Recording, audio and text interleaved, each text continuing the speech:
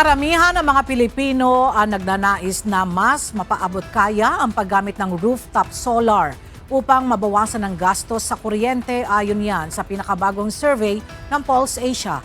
Lumabas sa survey na 93% ng mga respondents ang naniniwalang kailangang gawing mas abot kaya ang rooftop solar habang tumataas ang pangangailangan sa kuryente. Nasa 97% naman ang nagpahayag ng pag-alala sa mga suliranin sa enerhiya habang 77% ang nagsabing umaasa pa rin ang bansa sa inaangkat na langis, uling at natural gas. Ayon pa sa 66% ng mga respondents, ang pagpapalawak ng renewable energy ang pinakamabisang paraan upang matugunan ang mga hamon sa enerhiya. Lumabas din sa survey na ang mataas na gastos ang pangunahing hadlang sa mas malawak na paggamit ng rooftop solar.